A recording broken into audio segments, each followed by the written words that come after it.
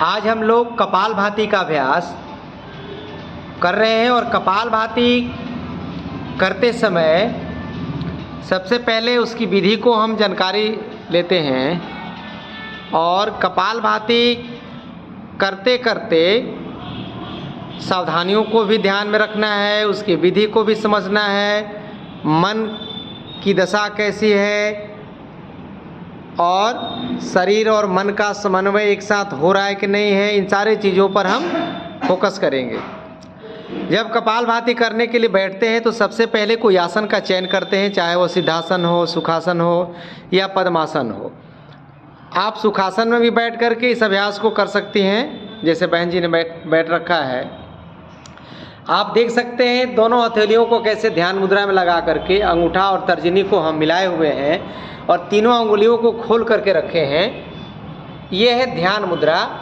ऐसा करने से हमारा मन नियंत्रित होता है, मन शांत होता है।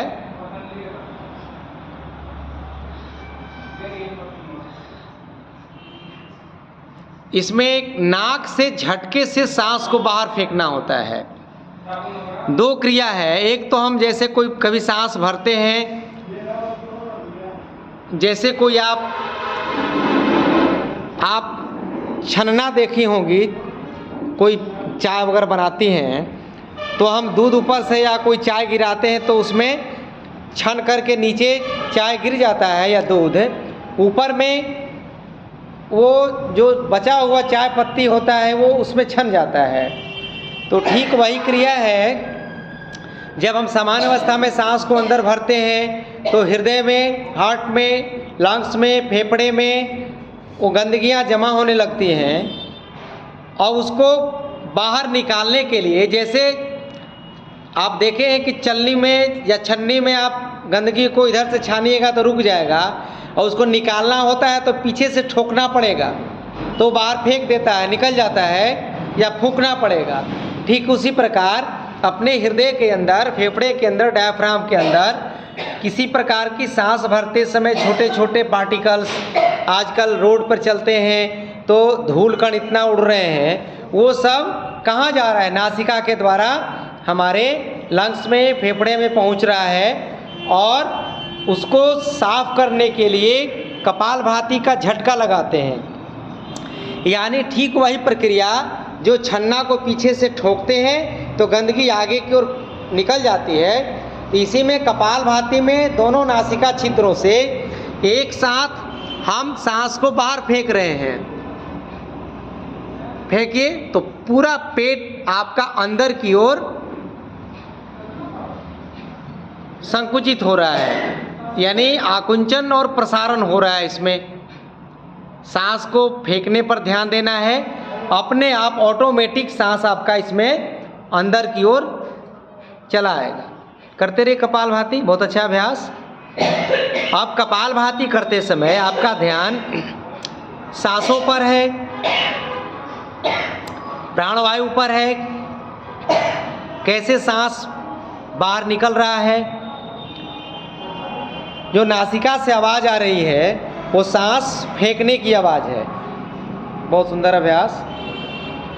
कपालभाति करते समय सबसे पहले हमें सावधानियों को भी ध्यान में रखना है, उसे नज़रअंदाज नहीं करना है, क्योंकि यदि सावधानी नहीं रखेंगे, जिनको नहीं करना है उनको करवा देंगे तो उनको हानि होगी। विशेष करके बहनों को, माताओं को पीरियड्स के दौरान कपालभाति का अभ्यास बिल्कुल नहीं करना है। प्रेगनेंसी के दौरान कपालभाति नहीं करना है। पेट का ऑपरेशन हुआ हो तो कपालभाति का अभ्यास नहीं करना है 6 महीने तक। पीठ को सीधा रखिए, कपालभाति करते रहिए। यदि उच्च रक्तचाप है तो कपालभाति धीरे धीरे करना होता है, क्योंकि कपालभाति जब वेग से करेंगे तो शरीर में प्रेशर बढ़ जाएगा। तो इन सारे सावधानियों को ध्यान में रख करके कपालभाति कम से कम स्वस्थ व्यक्ति को 15 मिनट करना चाहिए। लाभ के तौर पर, मुख्य लाभ के तौर पर ये हमारे गैस कब्ज की समस्याओं को दूर करता है, कोशिकाओं को एनर्जाइज कर रहा है, डीजेनरेशन से हमें बचाता है कोशिकाओं को। साथ ही साथ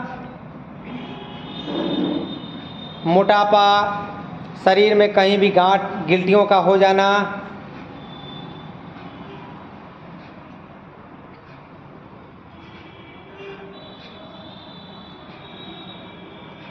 heart attack, cholesterol, uric acid, जोड़ जोड़ में दर्द होना, हार्ट ब्लॉकेज की स्थिति, थायराइड में भी बहुत लाभकारी है, कैंसर के लिए भी बहुत लाभकारी है।